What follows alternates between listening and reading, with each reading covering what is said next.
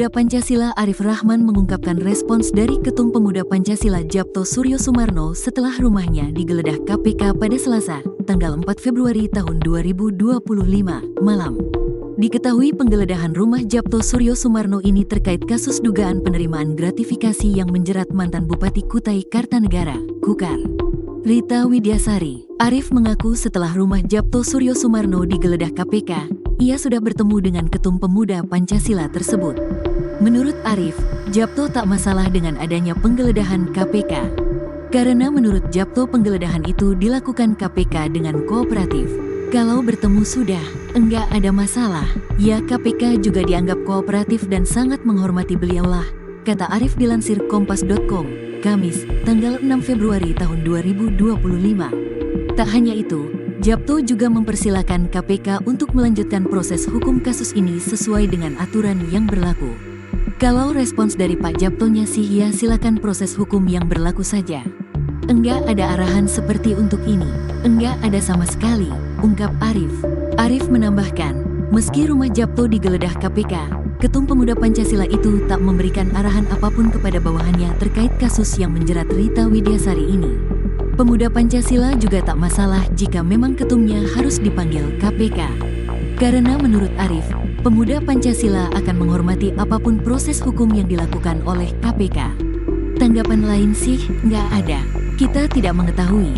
Kita juga sedang coba pengen tahu apa sih masalahnya. Kan nggak tahu. Kalau Pak Djapto itu kan sangat terbuka di rumahnya. Siapapun bisa datang untuk silaturahmi dengan beliau, jelas Arif. Rumah Ketua Pemuda Pancasila Djapto Suryo Sumarno digeledah KPK terkait gratifikasi Rita Widyasari. KPK telah menggeledah rumah Ketua Pemuda Pancasila, PP, Djapto Suryo Sumarno pada Selasa, tanggal 4 Februari tahun 2025, malam. Juru bicara KPK Tessa Mahardika Sugiarto menjelaskan, penggeledahan di rumah Djapto berkaitan dengan kasus dugaan penerimaan gratifikasi yang menjerat mantan Bupati Kutai Kartanegara, Kukar, Rita Widyasari. Dasar geledahnya menggunakan sprindik, surat perintah penyidikan, gratifikasi RW, kata Tessa kepada wartawan, Rabu, tanggal 5 Februari tahun 2025. Namun, untuk saat ini Tessa belum bisa mengungkap peran Djapto dalam gratifikasi Rita Widyasari.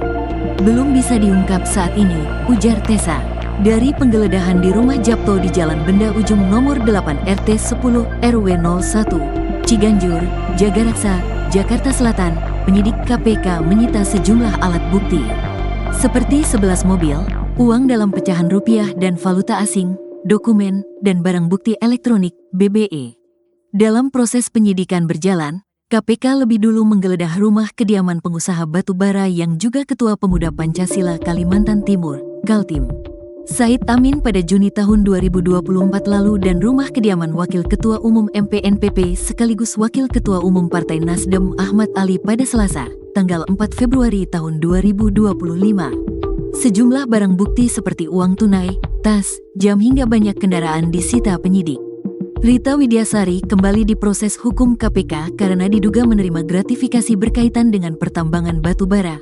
Jumlahnya sekitar $3,3 Amerika Serikat (AS) hingga $5 AS per metrik ton batubara.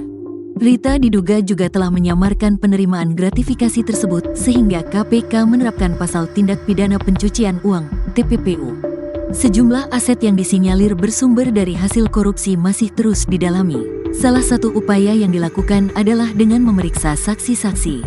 Pada Kamis, tanggal 27 Juni tahun 2024, KPK telah memeriksa pengusaha asal Kalimantan Timur yang bernama Said Amin. Tim penyidik mendalami perihal sumber dana pembelian ratusan mobil yang telah disita sebelumnya.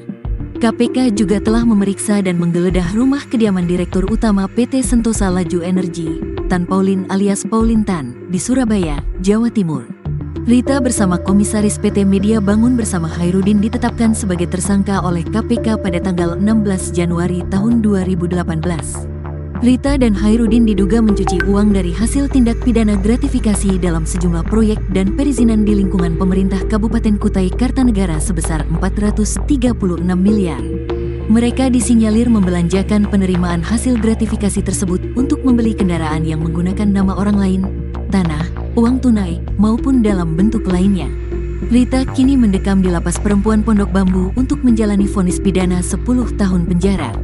Berdasarkan putusan peninjauan kembali, PK, di Mahkamah Agung, Rita juga dihukum membayar denda sebesar 600 juta subsidiar 6 bulan kurungan dengan hak politik dicabut selama 5 tahun, terhitung mulai dari yang bersangkutan selesai menjalani pidana pokok. Rita terbukti menerima gratifikasi sebesar 110,7 miliar dan suap 6 miliar dari para pemohon izin dan rekanan proyek.